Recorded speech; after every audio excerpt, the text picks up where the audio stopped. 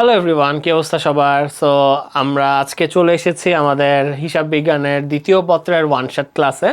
এই ক্লাসের আমার মূল যে লক্ষ্য সেটা থাকবে তোমরা কিভাবে কি পড়লে কোন জায়গা থেকে কোয়েশ্চেন অ্যান্সার করলে খুব ভালো নাম্বার পেতে পারো। সো এখানে আমি তোমাদের টপিক ওয়াইজ অ্যানালাইসিস দেখাবো, বোর্ড থেকে কি ধরনের কোয়েশ্চেন আসে সেটার অ্যানালাইসিস দেখাবো, অ্যান্ড আলটিমেটলি তোমাদের কিছু ট্রিক্স শিখিয়ে দিব যেগুলো দিয়ে তোমরা খুব ইজিলি বোর্ডে দেখা যায় যে 60-এর উপরে সিকিউতে এবং এমসিকিউতে তোমরা অ্যাটলিস্ট 25 থেকে 30টা এমসিকিউ কমন পেতে পারো। সো আজকের ক্লাসটা আমরা চলো শুরু করে দিই। সো এখানে আমি প্রথমে যে জিনিসটা নিয়ে বলবো সেটা হচ্ছে যে আমাদের প্রশ্নের ধরন। আর এটা আমরা সবাই অলরেডি জানি যে আমাদের সিকিউ থাকে 70 মার্কস আর হচ্ছে তোমার এমসিকিউতে থাকে 30 মার্কস। এক্ষেত্রে আমাদের যে জিনিসটা খেয়াল করতে হবে, যেহেতু এটা অ্যাকাউন্টিং, এই 70-র মধ্যে আমাদের কিন্তু অ্যাকচুয়ালি 50 আমাদের হাতে ছেড়ে দেওয়া আছে। কেন? কারণ বাকি 20 মার্কস কিন্তু আমাদের জন্য ম্যান্ডেটরি। যেহেতু এটা ম্যান্ডেটরি, সো আমাদের ওই 20 মার্কস থেকে অ্যান্সার করতেই হবে, আর বাকি 50 মার্কস উই ক্যান চুজ। আচ্ছা ঠিক আছে, এখান থেকে অ্যান্সার করতে পারবো। এখানে ভাইয়া তোমাদের সবাইকে ছোট্ট একটা স্ট্র্যাটেজি জানাতে চাই, সেটা হচ্ছে যখন আমরা সিকিউ অ্যান্সার করতে যাব সবাই ট্রাই করবা অ্যাটলিস্ট লাস্টের দিকে গিয়ে 25-50 মিনিট তোমাদের হাতে যেন থাকে, যাতে তোমরা সেকেন্ড পেপারের জন্য যে 2টা ম্যান্ডেটরি সিকিউ আছে সেটা হচ্ছে আর্থিক বিবরণীর, এগুলো অ্যান্সার করতে পারে। এর আগে 5টা CQ as soon as possible answer করে ফেলবো। আর এমসিকিউ নিয়ে এখানে কোনো ফিক্সড নেই, এখানে প্রত্যেক চ্যাপ্টার থেকে এমসিকিউ আসতে পারে। সো এখানে যেটা আমরা করছি, এখানে আমরা দেখলাম বিগত বছরগুলোতে আমাদের কোন কোন বোর্ডে কি ধরনের কোয়েশ্চেন আসছে। সো এখানে চ্যাপ্টার ওয়াইজ তোমাদের বিশ্লেষণ দেওয়া আছে, কোন বোর্ডের জন্য কি ইম্পর্টেন্ট, টোটাল কয়টা করে এসেছে। তোমরা বলবা যে ভাইয়া 1 নাম্বার আর 3 নাম্বার এগুলোতে এত কম কেন? রিজন হচ্ছে এগুলো আমাদের শর্ট সিলেবাসে ইনক্লুডেড ছিল না। আগে যখন আমাদের 19 সাল থেকে ফুল সিলেবাসে কোয়েশ্চেন হতো তখন আমাদের এগুলো ছিল, বাট 21 সালের পর থেকে কিন্তু সিলেবাস শিফট হয়ে শর্ট সিলেবাসে চলে গেছে। তাই আমরা এখন আর এই চ্যাপ্টারগুলো দেখতে পাই না। বাট এই বছর থেকে তোমরা যেহেতু খুবই লাকি ব্যাচ, তোমরা অবশ্যই এই বছর থেকে দেখতে পাবে। এরপরে আমরা যদি সিকিউ দেখি, প্রত্যেকটা চ্যাপ্টার ওয়াইজ এখানে দেওয়া আছে। দেন আমরা এমসিকিউগুলো যদি দেখি, এখানে অনেক এমসিকিউ এসেছে। সো এখানে যেহেতু এমসিকিউ অ্যানালাইসিস, এগুলো বোর্ড ওয়াইজ, এগুলোতে আমি না গিয়ে আমি ডিরেক্টলি তোমাদের যেটা দেখাবো সেটা হচ্ছে 16 থেকে 19 সালে আমাদের কি অবস্থা ছিল, আর 21 থেকে 25 সালের মধ্যে আমাদের কি সিচুয়েশনটা ছিল। আগে 21 থেকে 25 রিসেন্টের কথা বলি। রিসেন্টে কিন্তু আমাদের এই তারপর নগদ প্রবাহ, ব্যয় বিবরণী, এই 4টা চ্যাপ্টার আমাদের কিন্তু ছিল না। বাট তোমাদের হচ্ছে বাকি চ্যাপ্টারগুলো শর্ট সিলেবাসে ছিল। আমরা দেখতে পাচ্ছি এই যে চ্যাপ্টারগুলো, এগুলোর মধ্যে সবচেয়ে বেশি কোয়েশ্চেন আসে আমাদের চ্যাপ্টার 5 থেকে এমসিকিউ, আর্থিক অবস্থার বিবরণী। সিকিউতে আমরা গেলাম না, সিকিউ তো ফিক্স থাকে আর অলমোস্ট বাকিগুলো সেমই থাকে। আবার আরেকটা জিনিস আমরা দেখলাম, এমসিকিউর দিক থেকে একটু পিছিয়ে আছে আমাদের অধ্যায় 8টা। আর আমরা যদি ওভারঅল 19 সালের আগের ক্যালকুলেশন দেখি, এখানেও আমরা দেখবো যে অধ্যায় 8 থেকে তুলনামূলক কম আসে, 9 থেকেও তুলনামূলক কম আসে। এই জিনিসটা ভাইয়া কেন বললাম? যখন তোমরা এমসিকিউতে এফোর্ট দিতে যাবা তখন তোমরা অবশ্যই বাকিগুলোয় বেশি এফোর্ট দিবা। তারপরে হচ্ছে অধ্যায় 8 যেগুলো ভাই অ্যানালাইসিস করে দেখালাম, এগুলো আমরা কম এফোর্ট দেবো। কারণ আমাদের টার্গেট কি? আমাদের টার্গেট হচ্ছে ভালো মার্ক যতটুকু কম এফোর্ট দেওয়া যায়। বলে না যে লো এফোর্টে বেশি যদি আমি প্রফিট আনতে পারি, সেটাই কিন্তু এফিসিয়েন্সি।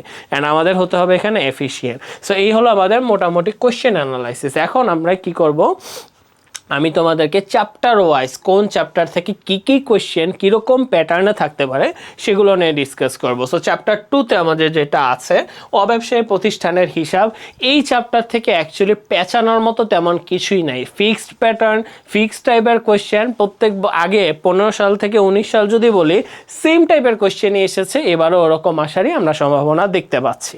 সো সেখানে হচ্ছে প্রাপ্তি প্রদান হিসাব একটা থাকে, সেখানে আমরা এই পাশে প্রাপ্তিগুলো লিখি, এই পাশে প্রদানগুলো লিখি। সব ধরনের প্রাপ্তি প্রদানই আসে, ডাজন্ট ম্যাটার মুনাফা নাকি মূলধন জাতীয়। যখন আমরা আয় ব্যয় করি তখন আমরা আয় আর ব্যয় থেকে নেট লাভ বের করি, আর দেন আর্থিক অবস্থার বিবরণী আমরা প্রস্তুত করি। এখানে আমাদের তেমন কোনো ঝামেলা নেই। সো এটা আমরা যদি 2-1টা কোয়েশ্চেন দেখি আমাদের জন্য ইজি হয়ে যাবে। সো এইটা পরে আমাদের যেই চ্যাপ্টারে অ্যাকচুয়ালি ঝামেলা থাকতে পারে, আসেন সেটা আমরা বেশি ফোকাস দিই, সেটা হচ্ছে অংশীদারি ব্যবসায়ের হিসাব। এই যে আমাদের অংশীদারি ব্যবসায়ের হিসাব, এখান থেকে কিন্তু আমাদের একটা কোয়েশ্চেন 100% থাকবেই। আর এটা আমাদের শর্ট সিলেবাসের ছিল, so it is very important and আমাদের এটা সিকিউ এবং এমসিকিউ দুইটার জন্যই সমান গুরুত্ব দিয়ে অনেক টাইম নিয়ে পড়তে হবে। আসেন দেখি এখানে কি কি আছে। প্রথমে হচ্ছে আমরা বলবো যেখানে গুরুত্বপূর্ণ প্রশ্নগুলা কি কি। গুরুত্বপূর্ণ প্রশ্ন ছিল মূলধনের সুদ, উত্তোলনের সুদ, ঋণের সুদ, ঋণ হিসাব, স্থিতিশীল মূলধন হিসাব পদ্ধতি। এগুলো তোমার ইউজুয়ালি ক মার্কের জন্য এসে থাকে। যদি মূলধনের সুদ বের করতে বলে, এটা তো কোয়েশ্চেনে পার্সেন্টেজ দেওয়া থাকলে করব, না থাকলে করব না। এখন ধরো আমরা এখানে একটা অদ্ভুত কোয়েশ্চেন পেলাম, সেটা হচ্ছে যে মূলধন ধরো তোমার দেওয়া আছে, মূলধন হচ্ছে 1/1/16 তারিখে এনেছিল তোমার 20,000 টাকা। এটা আবার হচ্ছে অতিরিক্ত মূলধন, মানে অংশীদাররা তো আনে তাই না, অতিরিক্ত হচ্ছে তোমার আমরা ধরো দিলাম জুলাই 1/7/16 তারিখে এনেছে 16, এখানে এনেছিল তোমার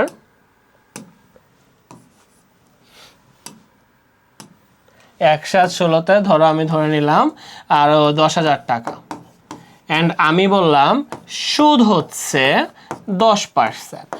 এই ধরনের সিনারিওতে আমরা মূলধনের সুদটা অ্যাকচুয়ালি কীভাবে ক্যালকুলেট করবো, দ্যাটস ভেরি ইম্পর্টেন্ট। কজ স্টুডেন্টরা যে ভুলটা করে তারা সিম্পলি দুইটা যোগ করে দেয়, 30,000 বাই 10% মেরে দিছি, 3,000 টাকা মূলধনের সুদ আসছে। এই সব কাজ ভুলেও করা যাবে না। এখানে আমাদের দেখতে হবে ডেট।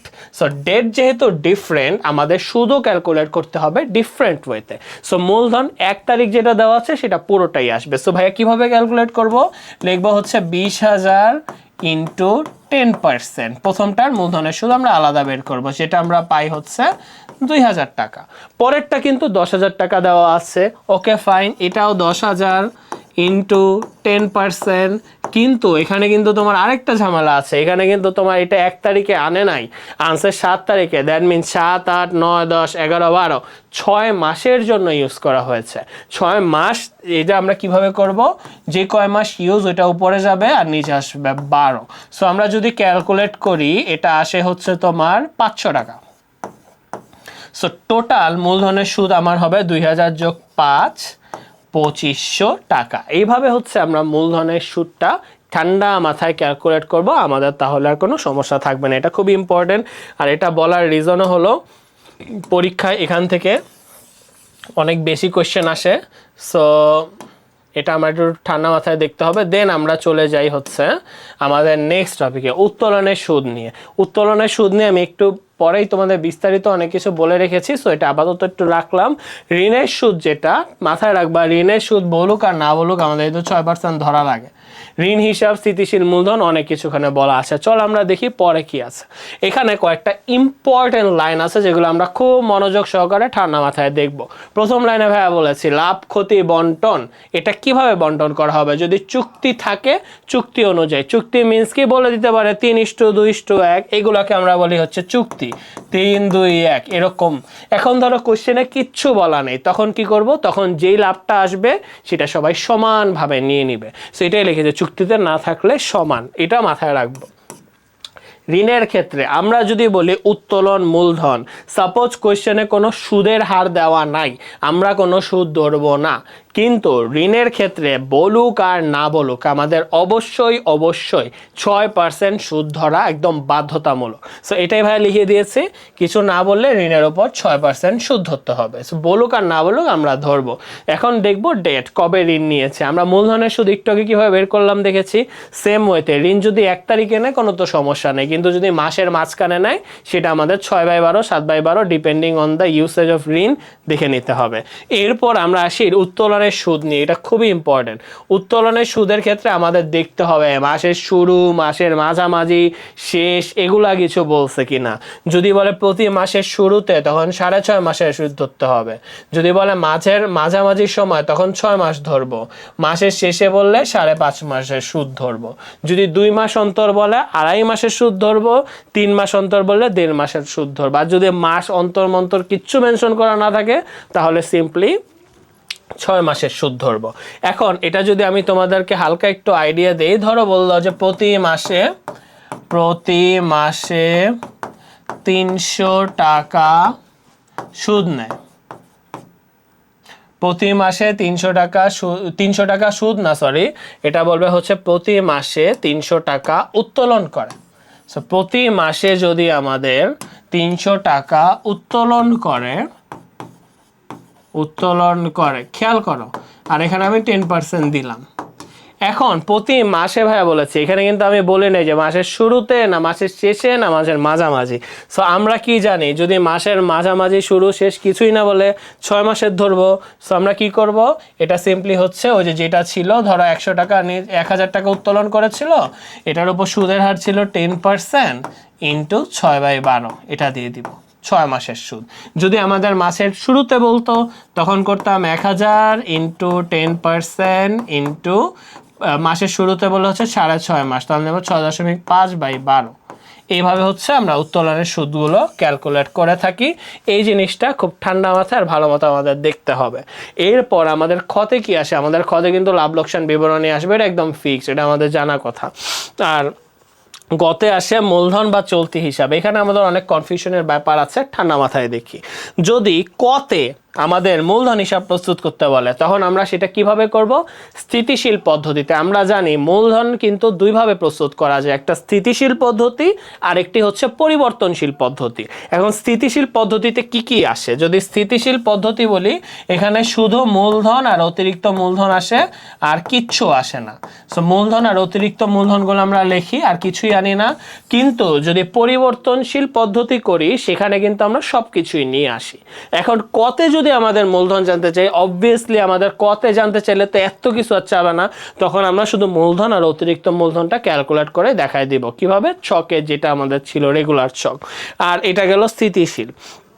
মাথায় রাখবা, আমরা যে ঋণের সুদ, যদি ঋণ নেয় ঋণের সুদ ক্যালকুলেট করি, এটা কিন্তু আমাদের মূলধন হিসাবে কোনোদিনও আসবে না, কিন্তু ঋণ আর চলতি হিসাবে এটা অবশ্যই আসবে। সো আমি আবার কি বললাম, ধর আমরা ঋণের সুদ পেয়েছি, লাভ লোকসান আবন্টনের তো এটা বাম পাশে বসে, আমরা সবাই জানি, কিন্তু এই ঋণের সুদটা আমরা যখন করব মূলধন হিসাব করলে সেটা আনবো না, চলতি বা ঋণ হিসাবে এটা শুধুমাত্র আসবে। এটা আমাদের একটু মাথায় রাখতে হবে। এরপরে হচ্ছে আসি যে কোশ্চেনে আরও কিছু প্যাচ থাকতে পারে। সো যদি কোশ্চেনে বলে পণ্য উত্তোলন, শুধু একটুক বলা আছে, অথবা পণ্য উত্তোলন হিসাবভুক্ত হয়নি, এই জিনিসটা বলা আছে, এই সিনারিওতে হচ্ছে আমরা লাভ লোকসান ও মূলধন হিসাব সব জায়গাতেই আসবে, কোনো ঝামেলা নাই, মানে এটা নর্মাল সিনারিও। এক্ষেত্রে পণ্য উত্তোলনটা আমাদের লাভ লোকসানের ডান পাশে নিব, আর হচ্ছে মূলধন যখন চলতি হিসাব করব বাম পাশে নিয়ে আসবো। বাট যদি কোয়েশ্চেনে বলে হিসাবভুক্ত হয়েছে, তখন কিন্তু লাভ লোকসান আবন্টন হিসাবে এটি আসবে না, মূলধন বা চলতি হিসাবে আসবে, এই জিনিসটা মাথায় রাখবা। এখন আসি ঋণ হিসাব যদি প্রস্তুত করতে বলে, ঋণ হিসাবে অ্যাকচুয়ালি আসে কি কি, অবভিয়াসলি ঋণ হিসাব আসে মানে কেউ ঋণ নিয়েছে, সো ঋণ নিলে সেটা আসবে, আর হচ্ছে ঋণের সুদ এটা আসবে। ঋণ নিলে হয় কি, ঋণ নিলে হয় নগদান ডেবিট, ঋণ হিসাব ক্রেডিট। সো আমরা ক্রেডিট পাশে লিখবো নগদান, আর ঋণের সুদের অ্যাকচুয়ালি কাহিনী হয় কি, তোমরাই দেখো, যদি ঋণের সুদের কথা বলি, এই সুদটা আমাদের দিতে হচ্ছে, আর সুদটা যদি আমাদের দিতে হয় তার মানে কিন্তু এটা আমাদের জন্য একটা মাথার বোঝা। মাথায় রাখবা, যে জিনিসটা আমাদের মাথার বোঝা অ্যাকাউন্টিংয়ের ভাষায় সেটাকেই আমরা বলি দায়, লায়াবিলিটিস। সো আমরা সিম্পলি যে কাজটা করব, ঋণের সুদ হলে অবশ্যই ঋণের পরিমাণটা বেড়ে যায় না, দায়টা বেড়ে যায় না, যেহেতু ঋণের পরিমাণ বাড়ছে, সো আমরা এটাও ঋণের সুদটাও এই পাশে ঋণ মানে ঋণ হিসাবে নিয়ে আসব। এটা হচ্ছে দুইটাই আমাদের ক্রেডিট পাশে যাবে। আমরা তো জানি এক পাশ থাকে ডেবিট, এক পাশ ক্রেডিট, এরপর আমরা টাকা বসাই। সো এখানে আমরা কি করব, সিম্পলি এই পাশে দুইটা জিনিস আসবে। বেতন নিয়ে তো ভাই অনেক ঝামেলা, যখন আমরা বেতন হিসাব করি, ভাই বেতন আসবে, বেতন কি আসবে না, পুরো মাথাটা নষ্ট করে দেয়। ঠান্ডা মাথায় একটু খেয়াল করি, বেতনের ক্ষেত্রে যদি তোমার এই কথাটা থাকে, চার্জ করা, ডেবিট করা বা চার্জ করা হয়েছে এটা, ওকে, তখন এটা আমরা লাভ লোকসানে আনবো না। কিন্তু সেম জিনিসটাই আমরা অবশ্যই আর্থিক মানে যখন মূলধন বা চলতি হিসাব করব তখন সুন্দর মতো এটা নিয়ে আসবো। এই গেল প্রথম কাজ। যদি বলে ডেবিট বা চার্জ করা হয় নাই এরকম কিছু যদি দেওয়া থাকে, তখন ভাই নর্মালি বেতন যা আসে লাভ লোকসানে বাম পাশে বসাই, মূলধন বা চলতি হিসাবে ডান পাশে বসে, আমরা তো বাম আর ডান এভাবে করে দিই, তাই না? সো বাম আর ডান যখন করব সব জায়গায় আসবে। এখন ধরো কোয়েশ্চেনে বলে দিল যে বেতন এটা উত্তোলন করে ফেলছে, যদি বেতন উত্তোলন করে ফেলে তাহলে কিন্তু সেটা মূলধন বা চলতি হিসাবে আসবে না, এটা আমাদের একটু মাথায় রাখতে হবে। সো এটাই ভাই লিখেছে, যদি বেতন উত্তোলন করে ফেলে তাহলে আবার মূলধন বা চলতি হিসাবে আসবে না। কনফিউশন যাতে না থাকে। সো আমি এটাকে যদি একটু ক্লিয়ারলি বলি, ধরো ডেবিট করা ডেবিট করা হয়েছে যদি বলে, তখন হচ্ছে তোমার আমি ধরো এটা বললাম লাভ লোকসান, আর এটা ধরো আমি বললাম মূলধন বা চলতি, মূলধন বা চলতি। এখন ধর আমি যদি বলি ডেবিট করা হয়নি, আর কিছুই বলে নাই, তাহলে হচ্ছে দুইটাতেই আসবে। যদি বলে ডেবিট করা হয়েছে, এটাতে আসবে না, এটাতে আসবে। যদি বলে উত্তোলন করেছে, উত্তোলন করেছে, আর কিছু বলে নাই, তাহলে লাভ লোকসানে আসবে, মূলধন চলতিতে আসবে না। আর যদি এটা বলে দেয় যে ডেবিট হয়েছে, ডেবিট হয়েছে প্লাস উত্তোলনও করে ফেলছে, উত্তোলন হয়েছে, তখন কোথাও আসবে না। এই হচ্ছে আমাদের শর্টকাট সিম্পল এক্সাম্পল, যেখানে আমরা বেতন রিলেটেড সব ধরনের ঝামেলা শিখে ফেললাম। এখন আমরা দেখি বেতন যদি যায়, এই চ্যাপ্টারে আরেকটা জিনিস আমাদের জন্য ইম্পর্টেন্ট, সেটা হচ্ছে কমিশন।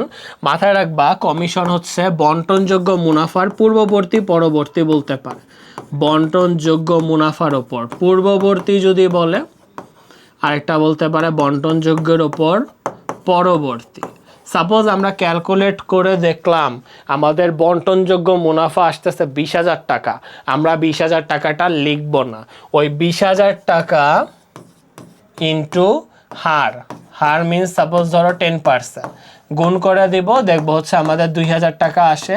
এই 2,000 টাকা আমরা কমিশনে বসাবো লাভ লোকসান আবন্টন হিসাবের বাম পাশে, দেন আমরা নতুন করে লাভ লোকসানের যে বন্টনযোগ্য মুনাফা সেটা বের করব। যদি বলে বন্টনযোগ্য মুনাফার পরবর্তী মুনাফার ওপর ধার্য করা হলো, পরবর্তী ওয়ার্ডটা যদি লেখা থাকে সেম প্রসেস, বাট এখানে আমাদের একটু ফর্মুলায় চেঞ্জ হবে। 20,000 ইন্টু উপরে যাবে হচ্ছে, এটা হচ্ছে কীভাবে করি, 20,000 ইন্টু হার লিখি ডিভাইডেড বাই 100 যোগ হার। মাথায় রাখবা এখানে হারটা যে করি, হারটাকে আমরা পার্সেন্টেজে নিব না, হুইচ মিনস আমরা লিখবো 20,000 ইন্টু 10 নিচে 100 যোগ 10। এভাবে করে আমরা সেম প্রসেসে হচ্ছে বন্টনযোগ্য মুনাফা কমিশন বের করব, বামে লিখব, তারপরেই হচ্ছে আমরা বন্টনযোগ্য মুনাফা বের করব। এই জিনিসগুলো যদি আপনারা মাথায় রাখেন, আপনাদের অংশীদারি চ্যাপ্টার নিয়ে আর কোনো ঝামেলা থাকার কোনো প্রয়োজন নেই। ঠিক আছে, সো এই গেল আমাদের অংশীদারি ব্যবসায় যত ডিসকাশন। এখন আমরা দেখি নগদ প্রবাহ বিবরণী। তোমরা জেনে খুবই খুশি হবা, one of the most easy chapter, মানে ইজিয়েস্ট চ্যাপ্টার যেটাকে ভাইয়া বলবো। এখানে হচ্ছে এই জিনিসগুলো মাথায় রাখতে হয়, কোনগুলো পরিচালন, বিনিয়োগ, কোনগুলো অর্থায়ন কার্যক্রম হতে নগদ প্রবাহ, আর লাস্টে আমাদের এই জিনিসটা প্রবাহ বের করতে হয়। আসেন, যেহেতু আমি ভাইয়া বললাম ইজি, কেন ইজি বললাম, ইজি জিনিসটা আপনাদের ধরায় দিই, লাস্টের থেকে যাই। যদি বলে অর্থায়ন কার্যক্রম, অর্থায়ন কার্যক্রম মানে কি, টাকা কালেকশন। এবার মাথায় রাখবা অর্থায়ন কার্যক্রম মানে টাকা কালেকশন। আমি আমার ব্যবসার জন্য টাকা কালেক্ট করছি। এখন ভাই আমি টাকা কিভাবে কালেক্ট করতে পারি? আমি টাকা ঋণ নিতে পারি, আমি শেয়ার বিক্রি করে টাকা আনতে পারি, আমি হচ্ছে বন্ড বিক্রি করে টাকা আনতে পারি। এগুলাকে আমরা সব নিয়ে যাব অর্থায়ন কার্যক্রম হতে নগদ প্রবাহ। আর যখন আমি শেয়ার আনি, আমার কিন্তু একটা খরচ হয়, খরচটাকে আমি বলি হচ্ছে লভ্যাংশ। সো এটাও কি আমার টাকা কালেকশনের সাথে জড়িত, এজন্য এই জিনিসগুলোকে আমি আনি অর্থায়ন কার্যক্রম হতে নগদ প্রবাহ, এটার আন্ডারে। এখন আমরা যদি দেখি বিনিয়োগ কার্যক্রম হতে নগদ প্রবাহ, এখানে কি আসবে, এখানে আসবে হচ্ছে তোমার স্থায়ী সম্পত্তি ক্রয় বিক্রয়, স্থায়ী সম্পদ ক্রয় বিক্রয় অথবা বিনিয়োগ করা, দুটোতেই ভাইয়া আসছি। স্থায়ী সম্পত্তি ক্রয় বিক্রয় বলতে ভাইয়া কি বুঝিয়েছি, স্থায়ী সম্পত্তি ক্রয় বিক্রয় বলতে ভাইয়া বুঝিয়েছি ধরো তুমি আসবাবপত্র কিনলা, যন্ত্রপাতি কিনলা, কিনলে মানে হচ্ছে টাকা চলে গেছে, আর বিক্রি করলে টাকা আসছে, এগুলোই আমাদের দেখার বিষয়। সো আমরা এখানে স্থায়ী সম্পত্তি রিলেটেড যা যা পাবো সেগুলোকে নিয়ে আসবো বিনিয়োগ কার্যক্রমে। একটা সিম্পল জিনিস মাথায় রাখবা, সেটা হচ্ছে শেয়ার ক্রয়, আরেকটা হচ্ছে শেয়ার ইস্যু। যদি আমি বলি শেয়ার ক্রয়, এক্ষেত্রে কিন্তু আমি আমার কোম্পানির জন্য কোনো টাকা কালেক্ট করছি না, বরং আমি আমার টাকাটা ব্যবসার মানে এক জায়গায় ইনভেস্ট করছি। সো এক্ষেত্রে এই শেয়ার ক্রয়টাকে আমরা বলি বিনিয়োগ কার্যক্রম হতে নগদ প্রবাহ। বাট আমি যদি বলি শেয়ার ইস্যু, আমরা কখন শেয়ার ইস্যু করি? আমরা তখনই শেয়ার ইস্যু করি যখন আমাদের কোম্পানির টাকার প্রয়োজন হবে। সো এক্ষেত্রে কিন্তু আমি টাকা কালেক্ট করছি। সো এটা আমাদের জন্য যাবে অর্থায়ন কার্যক্রমের আন্ডারে। এতটুকু যদি ক্লিয়ার হয়, পরিচালনা হচ্ছে টুকিটাকি আমাদের যে আয় আর ব্যয় থাকে, চলতি সম্পদ বাড়ে কমে। সিম্পল ভাষায় যদি আমি তোমাদের বলি, ধরো প্রাপ্য হিসাবে আমি আসি। প্রাপ্য হিসাব মানে দেনাদার। এখন প্রাপ্য হিসাব হ্রাস পাওয়া, এটার মানে কি? মানে সে যে দেনাদার, সে আমাকে টাকা দিয়ে দিছে, ফলে আমার টাকা বাড়ছে, সো এটা আমরা যোগ করি। যদি বলে প্রাপ্য হিসাব বৃদ্ধি, মানে টাকা দেওয়ার কথা এখনো দেয় নাই, সো তখন এটা মাইনাস করে। এই জিনিসগুলো আমরা যদি একটু মাথায় রাখি, এই 3টা কার্যক্রম আমরা শিখে ফেলবো। 3টা কার্যক্রম বের করব, দেন সেটার সাথে যদি আমরা সমাপনী নগদ তহবিল যেটা কোশ্চেনে দেওয়া থাকে এটা যোগ করে দিই, বা আমাদের শেষ আমরা নগদ প্রবাহ বিবরণী অ্যান্সার করে ফেললাম। এই চ্যাপ্টার থেকে তোমাদের অ্যান্সার করতে হাইয়েস্ট যাবে 12 থেকে 14 minute. So I will highly recommend এই চ্যাপ্টারটা যাতে তোমরা সবাই অ্যান্সার করো। দেন আমি যদি বলি চ্যাপ্টার 4, এইখান থেকে তোমার বিগত বছর প্রত্যেকটা বছর এই কোয়েশ্চেন এসেছে। এটা শর্টে প্লাস ফুল সিলেবাসের টাইমে দুটোতেই আমাদের কভার করা ছিল। সো এটা আমাদের জন্য খুবই ইম্পর্ট্যান্ট একটা চ্যাপ্টার আর খুবই ইজি। এই চ্যাপ্টারটা হচ্ছে অ্যান্সার করতে তোমাদের সব থেকে কম সময় লাগবে 12 থেকে 13 মিনিট। কেন বললাম দেখেন, এই চ্যাপ্টারে গুরুত্বপূর্ণ প্রশ্ন আসে অবহার বা অধিহারের পরিমাণ বের করো, জাবেদা দাও, আর্থিক অবস্থার বিবরণী প্রস্তুত করা, ব্যাংক হিসাব প্রস্তুত করা। আর এটা হচ্ছে লেস ইম্পর্টেন্ট, বাকিগুলো বেশি ইম্পর্টেন্ট। এখন আসি ভাইয়া যে এগুলা বললাম, এখানে জাবেদাগুলো কোন কোন সিনারিওতে হয়। সো এখানে প্রথম যে জাবেদাটা আমাদের জন্য হয় সেটা হচ্ছে যে শেয়ারের আবেদন পাওয়া গেলে, আমরা কি লিখি? শেয়ারের আবেদন পেয়েছি, তো ব্যাংকে টাকা বেড়েছে না? ইয়েস। সো এটা হবে ব্যাংক ডেবিট শেয়ার আবেদন ক্রেডিট। শেয়ার আবেদনের পরে সেটা আমরা কি করি? মাথায় রাখবা, শেয়ার আবেদন ইউজুয়ালি মেথড দেয় কি, তুমি বাজারে ইস্যু করতে যাচ্ছ 20,000 শেয়ার, বাট তোমার আবেদন চলে আসছে 25,000 শেয়ার। সো আবেদন মানে কি, তোমাকে তারা ব্যাংকে টাকা পাঠিয়েছে যাতে তোমার থেকে তারা শেয়ারটা কিনতে পারে। এক্ষেত্রে যেই সমস্যাটা হয়, তোমরা ভাবো কি যে ভাই অতিরিক্তটা কি আগে বাদ দেবো না পরে? অ্যান্ড আমি সাজেস্ট করবো আগেই বাদ দিয়ে দিবা, তাহলে দেখবা ঝামেলা শেষ। সো তোমরা আবেদন তো পেলে, পর অতিরিক্ত যেটা আসে সেটা কি একদম ফেরত দিয়ে দিবো আমরা? তো ফেরত দিলে এটার উল্টা জাবেদা হবে। সো সেকেন্ড যে জাবেদা হয় সেটা হচ্ছে অতিরিক্ত ফেরত। এখন দেখেন এতটুকু আমরা করলাম, শেয়ার আবেদন আসলো, অতিরিক্ত ফেরত দিলাম, বাকিটা কি করবো? বাকিটা কি রেখে দেবো? হ্যাঁ অবশ্যই। বাকি যে টাকাটা আমাদের জন্য উপযুক্ত সেটা আমরা সুন্দর মতো আমাদের মূলধনে স্থানান্তর করব। সো থার্ড জাবেদা যেটা আমরা দেই সেটা হচ্ছে মূলধনে স্থানান্তর। আর এটা জাবেদা দেই হচ্ছে তোমার শেয়ার আবেদন ডেবিট শেয়ার মূলধন ক্রেডিট। মূলধনে আমরা টাকাটা নিয়ে গেলাম, কোন টাকা নিলাম? যে টাকা আমরা শেয়ার আবেদন নামক হিসাবে রেখেছিলাম, সেই জন্য এটা ডেবিট হয়ে গেছে। আর মূলধনটা ক্রেডিট, দ্যাট মিনস বাইরেছে। এর বাইরে তোমরা দেখবা অনেক সময় অবলাককে কমিশন দেয়, ব্যাংক চার্জ দেয়, অমুক খরচ তমুক খরচ করে। যদি অমুক তমুক কোনো খরচ থাকে তখন সেটা খরচটাকে আমরা এভাবে এন্ট্রি দেই, তখন আমরা লিখি খরচটা ডেবিট ব্যাংক ক্রেডিট। বাস এতটুকু যদি আমরা মাথায় রাখি, আমাদের এই চ্যাপ্টারে জাবেদা শেষের বাইরে থেকে জাবেদা আসার কোনো প্রশ্নই আসে না। অবহার থাকলে কোথায় চেঞ্জ আসবে? অবহার থাকলে মানে বেশি টাকা দিয়ে কিনেছে, সো অবহার মানে কম টাকা দিয়ে কিনেছে। সো কম টাকা দিয়ে কিনলে জাস্ট এখানে দেখেন আমরা শেয়ার আবেদনটা ওই নিয়মই থাকবে। ধরো আমি হচ্ছে 1 লাখ টাকার শেয়ার, 1 লাখ শেয়ার, এটার দাম হচ্ছে 10 টাকা। সেটা আমি কি করছি? 10% অবহার। এর মানে হচ্ছে আমি টোটাল টাকা যেটা সেটা পে করেছি 10% অবহার। মানে কি আমার টাকা 9 টাকা হয়ে গেছে, 1% কমে গেছে।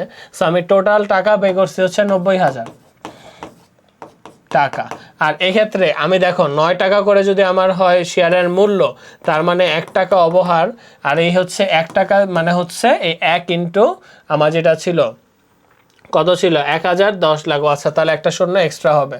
সো এখানে হচ্ছে 1 লাখ টাকা, 1 লাখ এটা হচ্ছে আমার অবহার। একটু ঠান্ডা মাথায় যদি আমরা চিন্তা করি ভাই এখানে কি কেন বা কি দরকার ছিল এখানে জিনিসগুলো আলাদা করে দেখানোর, রিজন হচ্ছে একটাই, যখন আমরা এই যে ক্যালকুলেট করব তখন আমাদের এই জাবেদাগুলোতেই সেপারেশনগুলো দেখাতে হবে। কোন জাবেদায়? আমি যদি তোমাদের বলি এই যে টাকাটা ঠান্ডা মাথায় আমরা শুনবো, এখানে আমাদের হয়েছে কি, আমি শেয়ার ইস্যু করেছি 1 লাখ শেয়ার 10 টাকা ধরে, তো আমার টোটাল শেয়ারের ভ্যালু ছিল কত? সহজ ভাষায় যদি বলি, টোটাল শেয়ারের ভ্যালু ছিল হচ্ছে তোমার 10 লাখ। ওকে, বাট আমি তো 10 লাখ টাকা পাই নাই ভাই, আমি এখানে পাইছি 9 লাখ টাকা, আর 1 লাখ টাকা হচ্ছে আমার অবচয়, যেটা আমরা অসমন্বিত ব্যয়তে দেখাই, অবহার। এক্ষেত্রে আমি যে কাজটা করব, যখন আমি আবেদনের অ্যামাউন্ট দিব তখন আমি হচ্ছে এই 9 টাকা দিয়ে যা যা পাইছি সেটার অ্যামাউন্ট দিব। সো ব্যাংক হিসাব ডেবিট, শেয়ার আবেদন ক্রেডিট, 9 টাকা ধরে যে কয়টা অ্যামাউন্ট পাইছি অতিরিক্তটাও 9 টাকা করে ফেরত দিব। ডিফারেন্সটা কোথায় আসবে? যখন আমি লিখব মূলধনের স্থানান্তর, আমি কিন্তু মূলধন আর অবহারটা আলাদা করে দেখাই। মূলধনের স্থানান্তর আমার কিন্তু অ্যাকচুয়াল মূলধন এই টাকাটাই, যে 1,10,000 টাকা। সো আমি যখন এটা এন্ট্রি দিব তখন আমি লিখব হচ্ছে শেয়ার আবেদন ডেবিট 90,000, অবহার ডেবিট 9 লাখ, আর 1 লাখ, আর হচ্ছে শেয়ার মূলধন ক্রেডিট 10 লাখ। এইভাবে হচ্ছে আমরা এন্ট্রিটা দিব। সো এখানে কেন ভাই এভাবে বললাম? কজ আমার অ্যাকচুয়াল শেয়ারের ভ্যালু কিন্তু 10 লাখ টাকাই। যতই আমি কমে বিক্রি করি বা বেশি বিক্রি করি ওটা পরের হিসাব। সো আমি কি করলাম, অ্যাকচুয়াল শেয়ার ভ্যালুটা লিখলাম, যেটা কম ছিল এটা আমার জন্য ওয়ান কাইন্ড অফ লস, এই জন্য আমি এটাকে সম্পদে দেখিয়েছি, আর এটা শেয়ার আবেদনটা ডেবিট করেছে ওই যে আবেদনের টাকাটা। সো দুইটা মিলে আমার মোট টাকা হয়ে গেল। আর যদি অধিহার বলতো তখন কি করতাম, অধিহারটাকে ক্রেডিট করে দিতাম জাস্ট, আর কোনো তফাৎ ছিল না। সো এই হচ্ছে আমার অবহার অধিহার রিলেটেড যত ঝামেলা। এখন ধরো আমরা তো অবভিয়াস নিয়মে জানি যে কি শিখে আসছি, শেয়ার এত টাকা ইস্যু করছে 10, আবেদন পাইছে 15, অতিরিক্ত ফেরত দিছে। ধরো উল্টা একটা সিচুয়েশন চলে আসলো পরীক্ষায়, আবেদন করছে 10 বাট আবেদন মানে ইস্যু করছে 10, আবেদন পাইছে 8,000, আয় হায়, তখন আমরা কি অতিরিক্ত ফেরত কি দিব? এখানে তো আমাদের হয়ে গেছে আরো অল্প, রাইট? এক্ষেত্রে আমরা যে কাজটা করব, এখানে লিখে দিয়েছি, ধরো কোশ্চেনে বলেছে যে ইস্যু করবে 10,000, আবেদন আসছে 8,000, কোশ্চেনে অবলেখক শব্দটা যদি থাকে ধরে নেবেন বাকি যে শেয়ারগুলো বিক্রি করা হয় নাই সেটা সুন্দর মতো আমাদের অবলেখক সাহেব নিজে কিনে নেবে। আর অবলেখক সাহেব যদি কিনে নেয় তখন আমাদের ব্যাংক হিসাব হবে ডেবিট, শেয়ার মূলধন হিসাব হবে ক্রেডিট। এটা আমরা আলাদা করে একটা এন্ট্রি দিয়ে নিব। দেন আমি যেটা বলছি খেয়াল করেন, আমরা আর্থিক অবস্থার বিবরণীতে ব্যাংকের টাকা অবশ্যই ডেবিট ক্রেডিট করে নেব, এরপর লিখব। কারণ খেয়াল করো, যখন আমি টাকা আবেদন পাই ব্যাংকে টাকা আসছে, যখন আমি অতিরিক্তটা ফেরত দেই ব্যাংক থেকে টাকা গেছে, আবার যখন আমি খরচ করি তখনও কিন্তু আমার ব্যাংক থেকে টাকাটা চলে গেছে, আলটিমেটলি কিন্তু আমার টাকা আসছে যাচ্ছে। সো কোন অ্যামাউন্টটা আমি লিখব? ওই যে তখন হচ্ছে আমি যে টাকা ধরো আমার আবেদনে পাইছিলাম 1 লাখ, সেখান থেকে হচ্ছে তোমার ফেরত দিয়ে দিছি কত, 20,000, সেখান থেকে ধরো খরচ গেছে আরো 10,000। সো এই যে যোগ বিয়োগ করার পর আমরা 70,000 পেলাম। এই 70,000 টাকাটাই হচ্ছে আমরা ডেবিট, এইটাকে ভাই বলেছে ডেবিট ক্রেডিট, কজ এটা ডেবিট এগুলো হচ্ছে ক্রেডিট। এই হিসাবটা করে এই 70,000টা আমরা অবশ্যই আর্থিক অবস্থার বিবরণীতে লিখব। এভাবে যদি আমরা করি তাহলে আমরা খুব ইজিলি এই চ্যাপ্টারটা কভার করে ফেলতে পারবো। এই চ্যাপ্টারে আসার মতো এগুলো আর নেই, হয় তোমার অধিহার অবহার আসবে, অধিহার আসার চান্স 90%, অবহার আসার চান্স 10%। এরপর অধিহার অবহার আসার পর তোমাদের যেটা আসবে জাবেদা করতে বলবে, আর্থিক অবস্থার বিবরণীতে দেখাতে বলবে। খুবই সিম্পল, এই চ্যাপ্টার থেকে অ্যান্সার করলে তোমাদের 12 থেকে 13 মিনিটেই সিকিউ অ্যান্সার হয়ে যাবে। সো এই চ্যাপ্টার যদি আমাদের যায়, চলে আসি আর্থিক অবস্থার বিবরণীতে। আমাদের ভিতরে একটা কনফিউশন থাকে, ভাইয়া ফার্স্ট পেপারের আর্থিক অবস্থার বিবরণী আর সেকেন্ড পেপারের আর্থিক অবস্থার বিবরণীতে ডিফারেন্সটা কোথায়? বাট এগুলা কি সেম? তোমরা জেনে খুশি হবা 70% দুইটা পেপারেই সেম। ইভেন অনেক বোর্ডে আমি এটাও দেখেছি যে সেকেন্ড পেপারের পরীক্ষা হচ্ছে বাট কোয়েশ্চেন ফার্স্ট পেপারের কন্টেন্ট দিয়েই একদম কভার হয়ে গিয়েছে। সো আমরা যে কাজটা করবো, ফার্স্ট পেপারে যা যা পড়েছি ওগুলো খুব ভালো মতো আমাদের কনসেপ্ট ক্লিয়ার থাকতে হবে। সেকেন্ড পেপারে এক্সট্রা 2-1টা থাকতে পারে, আর এক্সট্রার মধ্যে কি আসে? এক্সট্রার মধ্যে এই যে আসে সংরক্ষিত আয় বিবরণী। তো স্যার সংরক্ষিত আয় বিবরণীর জন্য আমি আপনাদের একটা ডেমো ছকই নিয়ে আসছি। এই ছকের মধ্যে সব ধরনের কন্টেন্ট দেওয়া আছে, জাস্ট এগুলো ঠান্ডা মাথায় দেখবা, এগুলা দেখলে তোমার কমন চলে আসবে। কি করছি দেখেন, প্রারম্ভিক সংরক্ষিত আয় কোশ্চেনে দেওয়া থাকবে, সেটার সাথে নিট লাভ যেটা আমরা বিশদ আয় বিবরণীতে পাই সেটা যোগ করব, ক্ষতি ইউজুয়ালি থাকে না। এখন তুমি দেখবা কোশ্চেনে পুরাতন আয়কর মানে কোশ্চেনে রেওয়া মিলে একটা আয়কর সঞ্চিতি দেওয়া আছে, নতুন করে আরেকটা আয়কর ধরতে বসে সমন্বয়তে। এই দুইটা আমাদের একটু কম্পেয়ার করতে হবে। কম্পেয়ার করে ধরো আমি দেখলাম পুরাতন আয়কর বেশি, নতুন আয়কর কম। এক্ষেত্রে আমি অ্যাডজাস্টটা করব শুরুতে, পুরাতন আয়কর লিখে সেখান থেকে আয়করটা বাদ দিব। ওকে লিখলাম। যেটা পরীক্ষায় আসে আর পোলাপান পারে না সেটা হচ্ছে এই যে লভ্যাংশের অবলোপন, এই জিনিসটা আসে অনেক সময়, দাবিহীন লভ্যাংশের অবলোপন, এটা আমরা প্লাসের ঘরে বসে। এখন আসি আমরা মাইনাস কি করি, বাদ দেই হচ্ছে শর্টকাট টেকনিক। যদি কোয়েশ্চেনে কোনো লভ্যাংশ মেনশন করা থাকে চোখ বন্ধ করে সব সংরক্ষিত আয় থেকে বাদ দিয়ে দিব, যে লভ্যাংশই বলুক, ঘোষণাকৃত, অন্তর্বর্তীকালীন, দাবিহীন, যাই বলুক ডাজেন্ট ম্যাটার, সুন্দর মতো আমরা বাদ দিয়ে দিব। সো এগুলোই ভাই এখানে লেখাইছি লভ্যাংশ। এখন আসি এটা যে সিনারিও যে দিছিলাম, এখানে আমার পুরাতন আয়কর সঞ্চিতিটা বড় ছিল, কিন্তু আমি যদি এখন তোমাকে অন্য সিনারিওতে দেই, এখন যদি উল্টা হয়ে যায় যে ভাই আয়কর বড় পুরাতন আয়কর সঞ্চিতি ছোট, তখন আমরা হচ্ছে সেটা মাইনাসের ঘরে দেখাবো, এই ফরম্যাটে দেখাবো। আরেকটা মাথায় রাখবা, যদি সমন্বয়তে বলে অমুক তহবিলের টাকা স্থানান্তর করা হলো, সেই জিনিসটা আমাদের সংরক্ষিত আয়তে আসবে। সো তহবিলের স্থানান্তর এগুলা বাদ দিলে আমরা পাই হচ্ছে সংরক্ষিত সমাপনী উদ্বৃত্ত। আর এটা আমরা কোথায় নেব, আর্থিক অবস্থার বিবরণীতে আমাদের যে জিনিসটা থাকে সঞ্চিতি ও উদ্বৃত্ত, ওই জায়গায় আমরা এই অ্যামাউন্টটা লিখবো, বাকি সব মিলে যাবে। আর্থিক অবস্থা আর হচ্ছে এইখানে ভাই লিখেছে মালিকানা সত্ত্ব বিবরণী একটা আছে, এটা তো আমরা হালকা একটু দেখে যেও, এটা পরীক্ষায় আসে না, বাট তাও আমরা কোনো রিস্ক নিব না, কজ এখান থেকে তো আমাদের ম্যান্ডেটরি 20 মার্কস, রাইট? যেহেতু আমাদের ম্যান্ডেটরি মার্কস, তো আমরা অবশ্যই এই চ্যাপ্টার থেকে কোনো রিস্ক নিব না, হালকা একটু দেখে যাব। এই যে মালিকানা সত্ত্ব বিবরণীর কনসেপ্ট আর সংরক্ষিত আর কনসেপ্ট সেম জিনিসগুলোই আসে। সো জাস্ট তোমার আলাদা আলাদা ঘর করে দেখাতে হয়। সো এই ঘরটা একটু দেখলে তোমরা ক্লিয়ার হয়ে যাবে। তোমরা বইপত্রে দেখবা অবন্টিত মুনাফা নামে কিছু থাকে, সংরক্ষিত আয় আর অবন্টিত মুনাফা সেম জিনিস। তো এটা নিয়ে কারো কোনো টেনশন নাই, ঠিক আছে? এই গেল আমাদের চ্যাপ্টার 5। এরপর আমি যদি বলি চ্যাপ্টার 6, এই চ্যাপ্টারটা হচ্ছে আমাদের মূলত পুরাটাই মুখস্থ বিদ্যা টাইপের চ্যাপ্টার। সেটা হচ্ছে অনুপাত বিশ্লেষণ। কি অনুপাত আসতে পারে ভাই এখানে দিয়ে দিছি, এর বাইরে থেকে একটা অনুপাত আসার চান্স একদম 0.00000%। ডেটলের মতো অবস্থা না, ডেটল যেমন 99.9% জীবাণু মারলেও কি 1% রয়ে যায় 0.1, বাট এখানে কোনো ডেটলের জীবাণুও নাই। সো দেখি কি ফর্মুলা আমাদের জন্য ইম্পর্টেন্ট। প্রথমটা হচ্ছে চলতি অনুপাত, পরীক্ষায় আসার জন্য খুবই মানে সবচেয়ে বেশি যেটা আসে, এটা ইজি, চলতি সম্পদ থেকে চলতি দায়। যদি আসে তড়িৎ বা অ্যাসিড টেস্ট অনুপাত, এটা হচ্ছে তড়িৎ, এটার আরেকটা নাম আছে সেটা হচ্ছে তরল, এটাকে আমরা বলি, আমি এখানে লিখে দিচ্ছি তরল অনুপাত। এটার ফর্মুলা হচ্ছে ব্যাংক ওভারড্রাফট, এটা আগে বাদ যেত বাট এখন এটা বাদ যাবে না। সো এটার অনুপাতের ফর্মুলা হচ্ছে উপরে যাবে হচ্ছে চলতি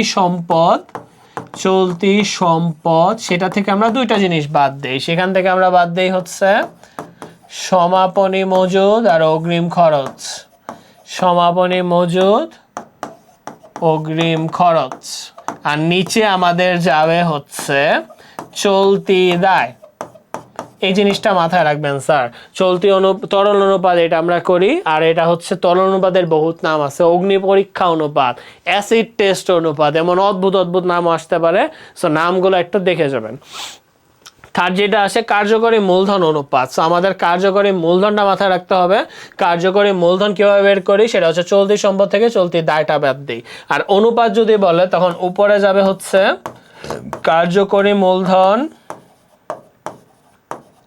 আর ডিভাইডেড বাই নিচে যাবে হচ্ছে চলতি দায়, বাস শেষ, খুবই সিম্পল। এই গেলে আমার হচ্ছে কার্যকরী মূলধন অনুপাত। এর বাইরে এগুলো আসে মোট লাভ অনুপাত, নিট লাভ, বিনিয়োজিত মূলধন অনেক কিছু আসে, তারপরে হচ্ছে মজুদ আবর্তন, অনেক কিছু আছে, এগুলা দেখে নিবা। এগুলা খুবই সিম্পল ফর্মুলা। যে জিনিসটা আমাদের লাগবে বিনিয়োজিত মূলধন, এটা কিন্তু ভাই আমরা দুইভাবে বের করতে পারি, একটা হচ্ছে সম্পদের পার্সপেক্টিভ থেকে, একটা দায়ের পার্সপেক্টিভ থেকে। যদি আমরা সম্পদের পার্সপেক্টিভের কথা চিন্তা করি, বিনিয়োজিত মূলধন হচ্ছে আমরা মোট সম্পদ থেকে চলতি দায় বাদ দিব, ভুয়া সম্পদ বাদ দিব। আর হচ্ছে যদি বলে বিনিয়োজিত মূলধন দায়ের পার্সপেক্টিভ থেকে, তখন এই যে শেয়ার মূলধন, সঞ্চিত উদ্বৃত্ত, দীর্ঘমেয়াদী ঋণ, সংরক্ষিত এগুলো যোগ করে সেখান থেকে আমরা ভুয়া সম্পদগুলো বাদ দিয়ে দিব। আসি মালিকানা সত্ত্বর পরিমাণ বের করতে বলে। সো যদি বের করতে বলে এই ফর্মুলাগুলো ইউজ করলে আমরা ইজিলি মালিকানা সত্ত্বটা পেয়ে যেতে পারি। এখন এখানে আমরা যে জিনিসটা আমাদের কনফিউশন হতে পারে যে ভাই ভুয়া সম্পদগুলা কি কি? ভুয়া সম্পদগুলো হচ্ছে আমরা যেগুলো পড়ে আসছি অসমন্বিত দায়তে, সেটা কি ছিল আমাদের? ছিল হচ্ছে প্রাথমিক খরচ, অথবা কোশ্চেনে দিতে পারে সাধারণ খরচ, একই কথা, সাধারণ খরচ। কোশ্চেনে দিতে পারে শেয়ারের অবহার, শেয়ারের অবহার। আর কোনটা আসে? আর আসে হচ্ছে বিলম্বিত বিজ্ঞাপন, বিলম্বিত বিজ্ঞাপন। তোমাদের যদি আমি আরো ভালো মতো বুঝাই, ভুয়া সম্পদের আরেক নামই হচ্ছে অসমন্বিত ব্যয়। এই জিনিসটা কেমন? জিনিসটা হচ্ছে এই যে যেগুলো ভাই মেনশন করলাম, অ্যাকচুয়ালি কিন্তু এগুলো আমাদের জন্য খরচ, যদিও এগুলো আমাদের জন্য খরচ, বাট এগুলো আমরা কি করি? এগুলো আমরা লং টার্ম বেনিফিট পাই। এই প্রত্যেকটা খরচই হচ্ছে আমাদের জন্য লং টার্ম, যেটা আমাদের 1 বছরের অধিক বেনিফিট দেয়। সো আমরা মনে আছে ছোটবেলায় এটা পড়ছিলাম বিলম্বিত মুনাফা জাতীয় ব্যয় নামে কিছু, ওইটাই এখন আপডেটেড ভার্সন হয়ে এই জিনিস ভুয়া সম্পদ হয়ে গেছে। সো এই জন্যই এটা ভাইয়া হচ্ছে সব জায়গা থেকে বাদ দিব। আরেকটা জিনিস ভাই বলি, মজুদ আবর্তন, এগুলো একটু ভালো মতো দেখবা। দেনাদার মানে হচ্ছে নিট বাকিতে বিক্রয়, মানে সব বাকিতে জিনিসগুলো আসবে। পাওনাদারে হচ্ছে উপরে যাবে নিট, ধারে ক্রয়, এগুলো একটু খেয়াল রাখবেন। এখানে আর ডিসকাস করার মতো কিছু নেই, এটা পুরোটাই মুখস্থবিদ্যা টাইপের চ্যাপ্টার। সো এই চ্যাপ্টার থেকে আমরা যদি ফর্মুলাগুলো খুব ভালো মতো মনে রাখতে পারি আর কয়েকটা প্র্যাকটিস করে দেন আমাদের হয়ে যাবে, দেন আমরা ইজিলি এই চ্যাপ্টারটা ক্র্যাক করে ফেলতে পারবো। দেন আসি উৎপাদন ব্যয় বিবরণী। এখানে হচ্ছে আমাদের উৎপাদন ব্যয় বিবরণীর মূল পার্টটাই ভাই এখানে রেখেছি, আরেকটা পার্ট আছে ওটা আমি লেটার অন ডিসকাস করব। মূল পার্টের মধ্যে আমাদের যেটা আছে কি কি টাইপের কোয়েশ্চেন আসতে পারে। গুরুত্বপূর্ণ প্রশ্ন হচ্ছে আমাদের, আমরা যদি এই চ্যাপ্টারে যাই, এই চ্যাপ্টারে ভাই ছক আছেই 3টা। ওই যে কাঁচামাল থেকে শুরু করে উৎপাদিত পণ্যের ব্যয় একটা ছকে যাই, দেন উৎপাদিত পণ্যের ব্যয় থেকে বিক্রিত পণ্যের ব্যয় বের করি, দেন হচ্ছে আমরা আয় বিবরণী বের করে নিট লাভ বের করি। এই 3টা ছক আমাদের প্রথম কাজে দেখতে হবে। সো উৎপাদিত পণ্যের ব্যয় দেখব, বিক্রিত পণ্যের ব্যয় দেখবো, আর বিশদ বিবরণী দেখবো। এই 3টা থেকে মানে এটা হচ্ছে ওয়ান কাইন্ড অফ কোয়েশ্চেন, এটা হচ্ছে ওয়ান কাইন্ড বা ওয়ান টাইপ, টাইপ 1। এখানে হচ্ছে এই 3টা বিবরণী থেকে আমাদের কোশ্চেন আসতে পারে। এখন আসি টাইপ 2। এখানে তোমরা দেখবা কোশ্চেনটা কেমন অদ্ভুত আর ছোট ছোট লাগতেছে। সেখানে বলছে যে উৎপাদন ব্যয় জিনিসটা হচ্ছে এই যে এরকম দেওয়া থাকে, প্রত্যক্ষ এই যে জিনিসগুলো দেওয়া থাকে, প্রত্যক্ষ খরচ, মুখ্য ব্যয়, এগুলা দেওয়া থাকে। গতে যা দেখবা গ নাম্বার কোশ্চেনটা বড় কোশ্চেনে বলা দেয় যে এটা চেঞ্জ হবে, ওইটা চেঞ্জ হবে, ফলে কি হবে। এইটাকে আমরা বলি হচ্ছে টাইপ 2 ম্যাথ, যেটার আরেকটা নাম হচ্ছে দরপত্রের মূল্য নির্ণয়। আর এটা খুবই সিম্পল। তোমরা কি করবা, জাস্ট ঠান্ডা মাথায় কি করবা, সব খরচগুলা যোগ করব, সেখান থেকে প্রত্যাশিত মুনাফাটা ধরবো, বাস আমাদের হয়ে গেল দরপত্রের মূল্য। আবার বলি কি করলাম, সব খরচ তো খেয়াল করেন, প্রত্যক্ষ কাঁচামাল, প্রত্যক্ষ মজুরি বা প্রত্যক্ষ খরচ, এগুলা যোগ করলে আমি পাই হচ্ছে মুখ্য ব্যয়। মুখ্য ব্যয়ের সাথে যদি আমি কারখানা উপরিব্যয় এগুলো যোগ করি, তাহলে আমরা পাই কারখানা ব্যয় অথবা উৎপাদন ব্যয়। খেয়াল রাখবা উৎপাদন ব্যয় আর কারখানা ব্যয় কিন্তু একই জিনিস। স্টুডেন্ট যারা আছি আমরা, তারা কিন্তু কারখানা উপরিব্যয় আর কারখানা ব্যয় এই দুইটা নিয়ে হিউজ লেভেলের কনফিউশন সিমিলার করে ফেলি, বাট এই দুটো কিন্তু সেম না, ডিফারেন্ট, এটা একটু মাথায় রাখতে হবে। দেন এই উৎপাদন ব্যয়ের সাথে আমরা যদি প্রশাসনিক ও বিক্রয় উপরিব্যয়গুলো যোগ করি, পেয়ে যাবো মোট ব্যয়। দেখেন ভাইয়া কি করছি, শুরুর থেকে কিন্তু ধুমায়া খরচগুলাই যোগ করে গেছি। দেন এই খরচের সাথে কি করলাম, প্রত্যাশিত মুনাফাটা যোগ করে দিলাম, দরপত্রের মূল্য বা বিক্রয় মূল্য পেয়ে গেলাম। সহজ ভাষায় যদি আমি বলি, সাপোজ আমি এই রিমোটটা সেল করব, এই রিমোটটা বানাতে আমার যাবতীয় যা যা খরচ হয়েছে, ধরো আমি ধরে নিলাম 200 টাকা খরচ হয়েছে, এর সাথে আমি 50 টাকা প্রফিট অ্যাড করে কি এটা 250 টাকায় বেচবো, ফলে আমার লাভ হবে। এইটাই হচ্ছে আমার দরপত্র, হুইচ ইজ 250 টাকা। এটা আমরা বের করছি এইখানে। এখান থেকে এটা কোয়েশ্চেন আসতে পারে, এটা কোয়েশ্চেন আসলে অ্যান্সার করবা, এখান থেকে অ্যান্সার করলে আমরা খুবই ইজিলি তোমার 10-এ 10 পেতে পারি। আর এই চ্যাপ্টারটাও খুবই সিম্পল। এই চ্যাপ্টারের আরেকটা পার্ট আছে, ওটা নিয়ে হচ্ছে আমি একটু হালকা পাতলা আইডিয়া দিই। ওটা আমরা বলি বেতন ও মজুরি, বেতন ও মজুরি। আর এই চ্যাপ্টারটা তুমি দেখবা আগে পরীক্ষা 21 থেকে 25 সালে দেখতে পারো, বাট এর আগে তোমরা যদি প্রিভিয়াস ইয়ারে বোর্ড সলভ করতে যাও তোমরা বেরলি এই চ্যাপ্টার থেকে 2-1টা ম্যাথ পাবা, বিকজ এটা বোর্ডে তেমন একটা আসতো না আগে, শর্ট সিলেবাস থাকার কারণে আসছে। সো এটা নিয়ে আমি ডিসকাস করব, এখন জাস্ট একটু ওভারভিউ দিলাম, আমি পরে এটা নিয়ে লিখে রেখেছি। সো এই গেল আমাদের অধ্যায় 7। অধ্যায় 8-এ আমাদের যেটা আছে, আচ্ছা সো এখন আমরা দেখবো অধ্যায় 8, যেটা হচ্ছে মজুদ পণ্যের হিসাব রক্ষণ। প্রত্যেক বছরই কিন্তু এখান থেকে কোয়েশ্চেন আসে, একটা করে কোয়েশ্চেনে তোমরা কমন পাবা। সো কোয়েশ্চেনের যেই প্যাটার্ন সেটা যদি আমি বলি, এই কোয়েশ্চেন হচ্ছে তোমার ফিফো লিফো ভারযুক্ত গড় পদ্ধতিতে আমাদের বের করতে হয়। এখানে আমার বলার কিছু নেই, কারণ এই যে চ্যাপ্টারটা প্রিটি সিম্পল। আমরা প্রারম্ভিক মজুদ লিখি, মোট ক্রয়গুলাকে প্রাপ্তি কলামে লিখি, ইস্যুগুলাকে বা বিক্রয়গুলাকে ইস্যু কলামে লিখি, এরপর আমরা প্লাস মাইনাস করে করে সমাপনী মজুদ এটা আমরা বের করে থাকি।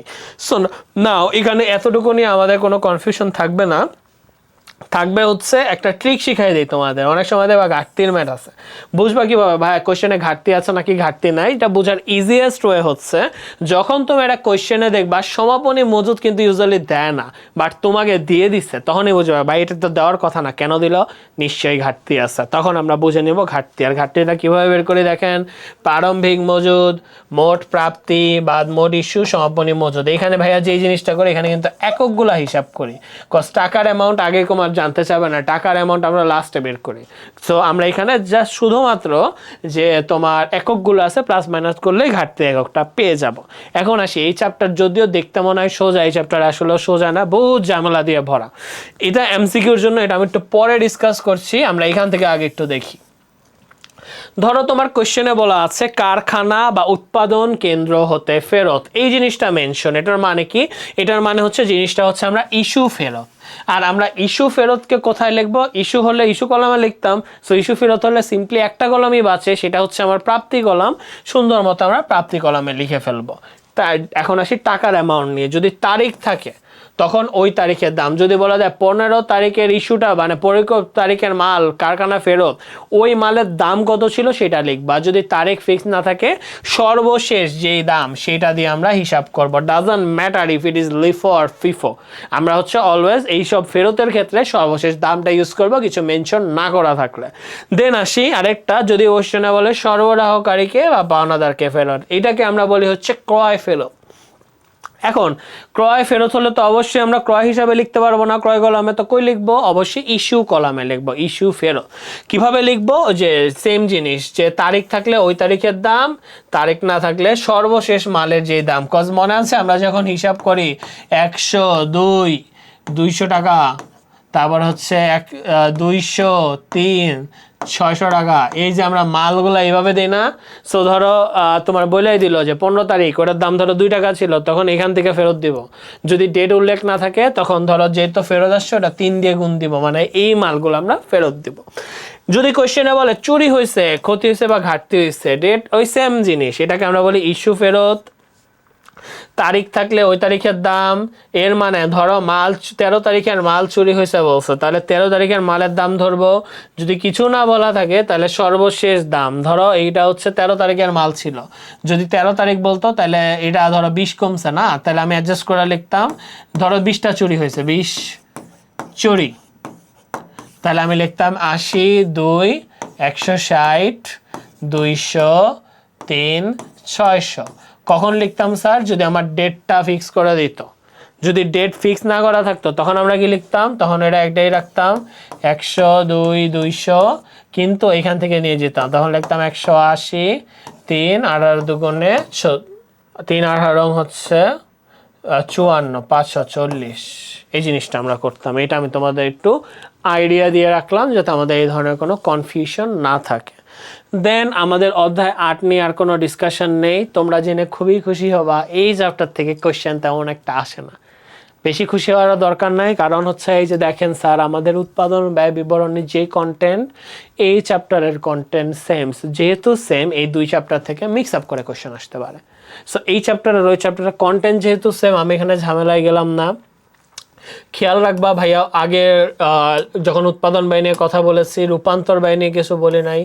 আমরা যখন ম্যাথ করি তখন কিন্তু আমাদের রূপান্তর ব্যয় ম্যাথে কোনো কাজে লাগে না, কিন্তু অনেক সময় তাও স্যাররা উদাই দিয়ে দিবে রূপান্তর ব্যয় কতায় নির্ণয় করো। এই সিচুয়েশনে আমরা এই ফর্মুলাটা অ্যাপ্লাই করব, যেটা ছিল প্রত্যক্ষ মজুরি যোগ কারখানা ও পরিব্যয়। এখন আগের চ্যাপ্টার আর এই চ্যাপ্টারের মধ্যে এক্স্যাক্টলি আমাদের তফাৎটা কোথায়? তফাৎ কিন্তু কোনোটা নাই, বাট তাও তোমরা দেবা হুট করে চেয়ে বসছে কালীন ব্যয় নির্ণয় করো। এখন কালীন ব্যয় বের করতে বললে তো মাথা ঘুরে গেছে, ভাই কালীন ব্যয় এটা কি জিনিস? সো দেখেন, কালীন ব্যয় হচ্ছে ওই যে অফিস খরচ আর বিক্রয় খরচগুলো, যেটা ভাই পড়াইছিলাম উৎপাদন ব্যয় তো অলরেডি, ওই জিনিসটাকে অ্যাড করে দিলে সেটাকে আমরা বলি কালীন খরচ। আর বাকিগুলা যা পড়ছি সেগুলাই, সো এটা নিয়ে আমার কোনো ঝামেলা নেই। এখন আসি একটা ইন্টারেস্টিং টপিকে। আমাদের কোশ্চেনে বলে দেয় যে লাভের হার বিক্রয় মূল্যের পার্সেন্ট অথবা মোট ব্যয়ের পার্সেন্ট। খেয়াল করেন, যদি উৎপাদন বা মোট ব্যয়ের উপর লাভের হার দেওয়া থাকে তখন হচ্ছে আমরা মোট ব্যয়টা পাই, তার উপর সিম্পলি লাভের হার ধরবো, অ্যান্সার পেয়ে গেলাম। কিন্তু যদি বলা যায় বিক্রয় মূল্যের উপর লাভের হার, তখন কিন্তু আমরা এই কাজটা করতে পারবো না, তখন আমাদের এই ফর্মুলাটা অ্যাপ্লাই করতে হবে। আর এই ফর্মুলাটা কীভাবে অ্যাপ্লাই করি? এই যে মোট ব্যয় ইন্টু লাভের হার 100 মাইনাস লাভের হার, এই ফর্মুলাটা জাস্ট অ্যাপ্লাই করবো, লাভের হারই থাকবে, মোট ব্যয়ই বসাবো, উৎপাদন ব্যয় মোট ব্যয় একই জিনিস, কিন্তু জাস্ট ফর্মুলাটা চেঞ্জ করে দিব। তো খেয়াল রাখবা কার ওপর ধরা বলছে, এটা আমি কিভাবে বুঝবো?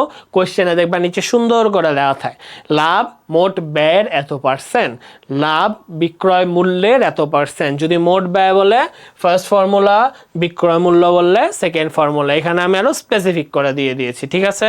সো এই গেল আমাদের উৎপাদন ব্যয় নিয়ে ডিসকাশন। অ্যান্ড আমি যদি লাস্ট চ্যাপ্টারের কথা বলি, এই চ্যাপ্টারে হচ্ছে তুমি যতই বুদ্ধি খাটাও কোনো লাভ নাই। কেন? এই চ্যাপ্টারে হচ্ছে আমাদের ফর্মুলা বেসড বলতে এই জন্য ভাই টপিক দিয়ে দিচ্ছি, অনুদান প্রান্ত আর সমচ্ছেদ বিন্দু, নিরাপত্তা প্রান্ত, এগুলো আমরা ফাইন্যান্সে যদিও দেখেছি। এই চ্যাপ্টারে আমাদের প্রত্যেকটা টপিকে 3 থেকে 4টা করে ফর্মুলা আছে, তুমি বুঝো আর না বুঝো, তুমি ঠাড়ায় ফর্মুলা মুখস্থ রাখবা, তাইলে তুমি পরীক্ষায় পারবা। তুমি যদি ফর্মুলা মুখস্থ না রেখে বুঝতে যাও, ট্রাস্ট মি কোনো কাজে আসবে না। সো আমাদের এখানে ফর্মুলা বেস চ্যাপ্টার, সো এই জন্য ভাই এটা নিয়ে বেশি একটা ডিসকাস করি নাই, কারণ ফর্মুলাতে তো আমার আর কিছু বলার নাই। ফর্মুলা মুখস্থ করবা, পরীক্ষার হলে দিয়ে আসবা। যদি ভাইয়া ফর্মুলা মুখস্থ করতে ভালো না লাগে, simply you can just skip this chapter for CQ, এমসিকিউর জন্য দেখলেও এমনি পারা যাবে। এখন আসি, অলওয়েজ টিচাররা কি কাজ করে? তারা দেখায় কোন জিনিসটা বেশি ইম্পর্টেন্ট, বাট আমি তোমাদের জন্য লিস্ট বানাইছি কোনটা লেস ইম্পর্টেন্ট। কারণ কি? কারণ এই যে ভাইয়া যে চ্যাপ্টার ওয়াইজ আমি যদি যাই, তোমাদের যদি একদম শুরুতে নিয়ে যাই, এই হচ্ছে আমাদের চ্যাপ্টারের লিস্ট ছিল, তাই না? এই যে চ্যাপ্টারের লিস্ট, এখানে প্রত্যেকটা চ্যাপ্টার থেকে আমার সিকিউ থাকবে।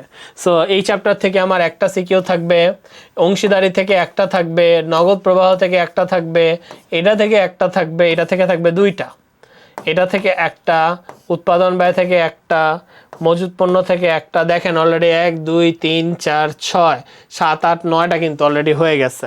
ইভেন অধ্যায় 10 থেকেও থাকবে একটা।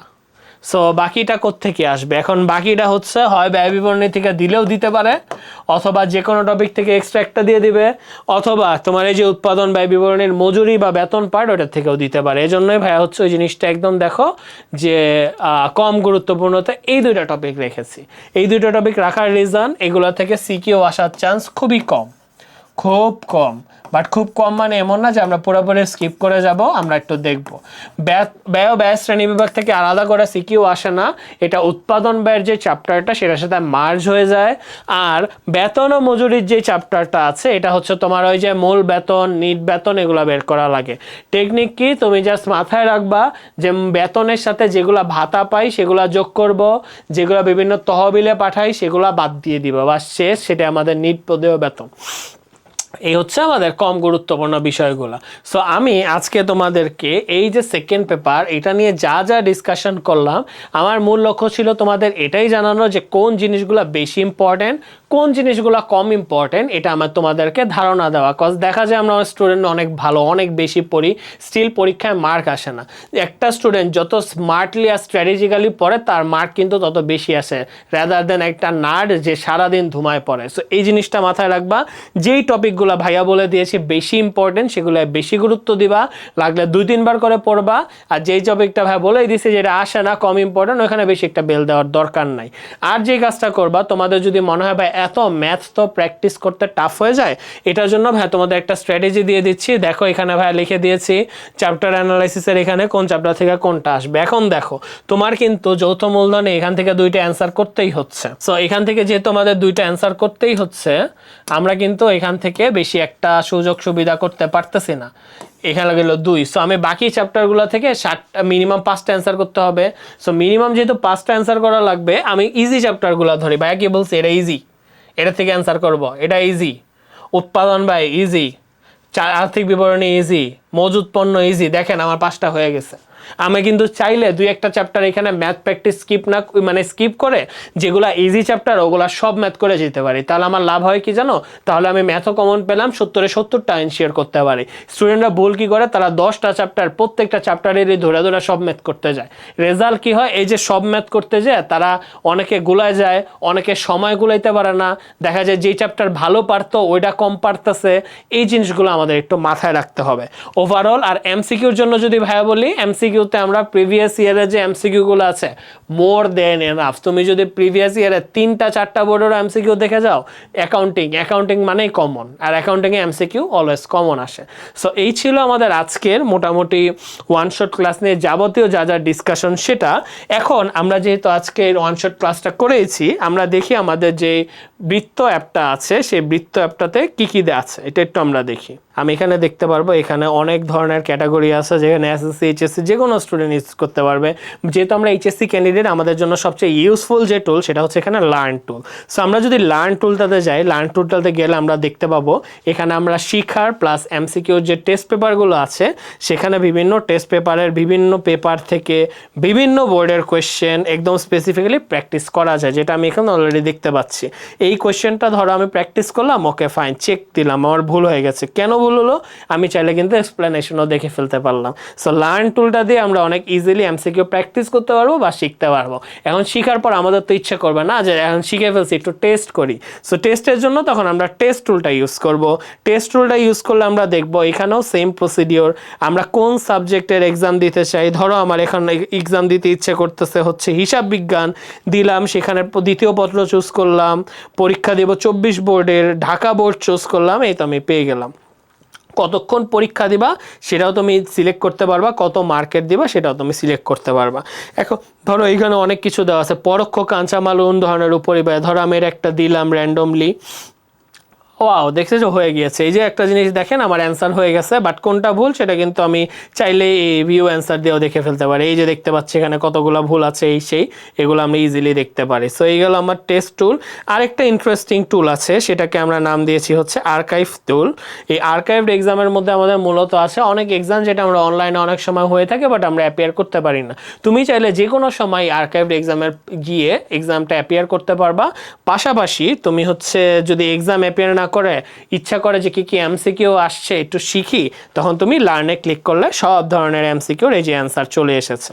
সো এই আর্কাইভ টুলটা আমাদের জন্য অনেক হেল্প করবে। আরেকটা ফিচার যদি আমি জানতে চাই, সেটা হচ্ছে আমাদের একটা খুবই ইন্টারেস্টিং ফিচার আছে, সেটা হচ্ছে আমরা চাইলে ইন্টারেক্টিভ ক্লাসের যে ফিচার সেটা নিতে পারি। এটা এইচএসসির জন্য এখনও অ্যাড করা হয় নাই, বাট যখন আমরা এসএসসির জন্য অ্যাড করেছিলাম এটা কিন্তু খুবই সাকসেসফুল হয়েছে, স্টুডেন্টরা খুবই কমন পেয়েছে।